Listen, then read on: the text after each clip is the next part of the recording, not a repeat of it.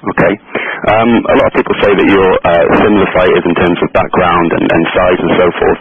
What is it that's going to give you the edge when you get into the octagon, do you think? Give me the edge? Yeah. Well, I got to go back to my athleticism and understand that, the things that I've accomplished in my life, and I don't get nervous for these things anymore. I've been around the block a few times, been in the spotlight, been main event on a lot of pay-per-views now. So I mean, it's just I'm excited to get in there again and be a part of it. So as far as the cutting edge and you get what you put into it, and I put my heart and soul and my whole life into this training camp, and you just got to go in and hope for the best, and I'm very confident that I'm going to win that night. Okay, and the same question to you, Shane. Really, just what is it that you think is going to give you that edge over Brock when it comes to the fight? I've got that never quit attitude. A lot of heart and determination, and you know what? I love to get in there, and I like to bang it, and I like to fight it. And this is what I enjoy to do, and this is what I love to do, and I'm passionate about it. And when you get in there, that's how you see how I fight. I'm not looking to eke out decisions or anything. I want to get in there and I want to fight, and that's just my mentality and my attitude. I think I'm right in saying that you've described it as your sort of destiny to face Brock.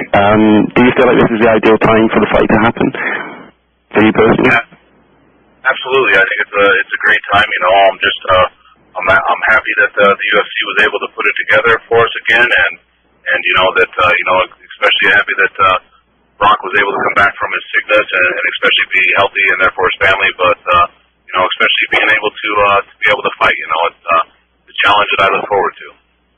Okay. One more question for you, Shane, and then I'll let somebody else have a go. I understand you've got the biggest fists in the UFC. I was just wondering how big they are.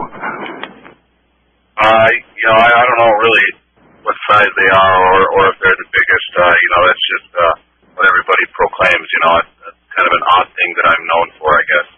Okay. Great. Thanks very much, guys, and good luck. Your next question comes from Fernanda Prates with Journal of Brazil. Hi, hello. Actually, recently Dana White has stated that he has pretty much pulled the plug on the whole Fedor negotiation. It's not possible. It's not going to happen. And recently, Fedor himself said that he is thinking about retiring after this fight as the greatest of all times. How do you, both of you, because we don't really know who's going to be champ after this, personally feel about not ever having the opportunity to fight Fedor, who is considered to be the all-time best heavyweight? Shane, you can go first. I think it's unfortunate that he didn't join the UFC, but I'm not concerned with anything that Fedor is doing right now. I got Brock ahead of me, and that's all I'm focused on. And the UFC is, like I said, it's the NFL, it's mixed martial arts, and it's the best of the best. Okay, thank you very much. Brock? Good for Fedor. I hope he does retire. He's the greatest champion of all time. Okay, the greatest champion ever of all time in his own little world. Good for him. Okay. Do you think you could beat him? Absolutely. I can beat anybody. Okay, that's about it. Thank you very much, guys. We'll go next to Bo Dorr with USA Today. Thanks. This has already been in. Just a quick follow-up for Brock on your diet. I know that you've talked about before how you've had to vary your diet, taking in more vegetables than you have. Was there any one food that someone tried to get you to eat and you just said, no way, I don't like this at all? Actually, the hardest thing is I've had to actually torture myself a little bit, eat something that wasn't good for me, and then my stomach didn't agree with me, and so then I had to really learn the hard way, because it's just one of those things. It's really simple. I've taken, gotten rid of a lot of bad things in my diet. You know, the four food groups basically is kind of a hoax. You know, there's good things to eat, and the only thing good that you can really put in your mouth if you go out to eat, I've had to control myself. I used to like to go out and enjoy myself and whatnot, but then I don't know what's being put in my food. You know, there's lots of sugar, lots of sodium, all these other things, preservatives. But now we just stay at home, and I'm able to control what I put in my mouth, and I know what I can eat and what I can't eat, you know, so it became really simple. Have you been approached by a lot of fitness magazines, asking you to come on the cover and give the Brock Lesnar diet or anything like that? No, I'm not. I do what works for me, and this is how I feel good. Everybody's got their own way of lifting weights, their own way of training. I do what works for me, and I don't care about anybody else. All right, thanks.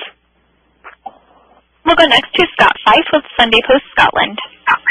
Thanks very much. I've got a question for Brock. Brock, was there any aspect of while you main evented for WWE that you use for situations like July the 3rd now? Well, I think the main thing that I can bring from WWE is just it's basically the same thing. Here we're promoting a big fight. I was involved in sports entertainment, and this is sports, and entertainment. So the main difference is this is real, and WWE wasn't. We're always pushing big fights in the WWE, and always pushing big pay-per-views. So it's the same thing. I just got to get out and actually execute and fight for real. So I mean that's the biggest difference. But if it wasn't for the WWE and the visibility that I got from them worldwide, I traveled the whole world. Was at the top of the game, and it gave me a lot of visibility, and that's what I bring to the table for the UFC. I mean, I've done gazillion interviews. I've done, I've been on.